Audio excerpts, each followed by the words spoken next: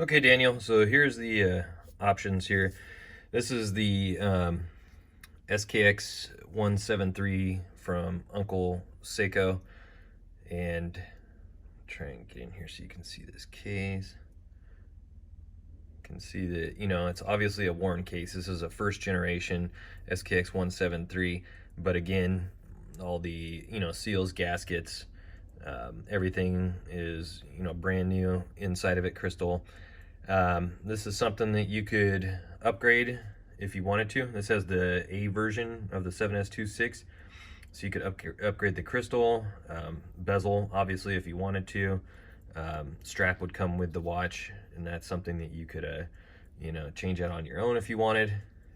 Again, the watch does have wear, but this is an all original, first, generation 173 that, dials in immaculate condition, and the movement's been serviced and is functioning, perfectly. So this one, as I mentioned, was $250. And that's option one. And then option two is this fully restored. This is I believe it was 2019, but whoever had this really beat the hell out of it, the case. I think a lot of that had to do with my brother when he had it, because he got, beat, or not bead blast, but sand blasts at work, and I think that's why the case has that pitting on it like it does. This is definitely, a beater watch as far as the case goes. All original though. Movement has been replaced though, because the original movement that was in it had an issue. So I went ahead and put a brand new 7S26C movement in this, but the dial is the newer Malaysia version. You'll notice on this older first gen, it's a Singapore. The difference between the two, obviously, other than the text at the bottom, is that the loom was different color and applied differently on this. This was more of a lighter green, almost silverish loom that was a little bit flatter and not nearly as bright as the new loom that's on this dial. That's a little bit greener and taller, and just glows a lot brighter. The hands on this one are immaculate as well. This one, the hands on it have a little bit of, wear. So this one is 150, I believe I said, and that could be upgraded as well. Could go into a different case if you wanted it to, or just do the bezel, insert. When you say bezel, you want to upgrade the bezel. I don't know if you mean the actual bezel or just the insert, so that's something we need to clarify. But again, that's another candidate. So that one's 150. Then you've got, this one is the one with the Tuna dial. This one was one that my brother gave me this case, right? So this case had wear like these cases do. And that was when I first started doing the bead blasting. So this case had wear on it. You'll see it's got like a little pit marks there, and I think like a little mark up here somewhere. And then the case back, whoever had this watch before had scratched the case back. So with bead blasting, it doesn't remove scratches or blemishes, so they're still going to be there when you bead blast it. But you can see that obviously it's not that noticeable, those marks, and it looks, pretty good. So anyhow, the case was still good, so I took and put a 7S36 movement in it. This crown from DLW, which has the matte black PVD finish. This is an OEM matte black PVD coated Seiko bezel. The insert is from a 007. Chapter ring I got that matched the bead blast case.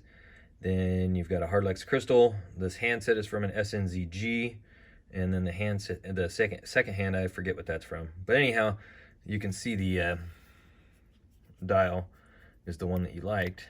Now I'll try and show you that little discoloration if I can that I was talking about.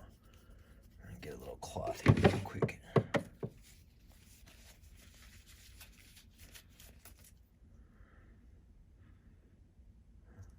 I don't know if you can see it. Might not show up on here. Anyhow, it's like right to the bottom right of the 0, or the O, I mean. It's kind of like a little raised. It's like basically it looks like what they did was when they were painting the dial, some of the paint kind of like glopped up right there. But like I said, it's faint. It's not something that stands out really on the watch. So this one would be 200 and would come as is unless you wanted to upgrade it and with a new crystal, new bezel, whatever. But this one, if nobody buys it, I'll probably end up keeping because I really like this one. As for these two, I have a bunch more 173s because it's my favorite SKX, and I always try to keep them original, so I've got plenty more in original condition. So those are those watches. Those are options, okay? Now, here's the dials, and each of these dials is going to be $150 just because that's what they are. They're all OEM, and they're hard to obtain and expensive. So this is an SPB dial, one of the newer ones. I forget the exact number from it, the watch model, but this is one of the like newer, I guess it's like 62 Moss reissue, SPB 62 Moss reissue. This one is like almost a sunburst gray. It has square indices, and with this you have the minute track around the dial, so you could use a stainless steel chapter ring or an all black chapter ring. You don't have to have a chapter ring that has minute markers on it if you were to go with this dial. Then this is the SKX 171. These are the super hard to obtain ones that everybody wants, so that's why it's so expensive. This one is just so expensive because that's almost how much I paid for it. And then this is a Stargate 2 dial, square indices. Almost looks like a 173, but these ones on the 173s, they don't have any silver trim around the indices. It's just printed onto the dial. This has actual silver, so that's another option, and it's matte black. This one's matte black.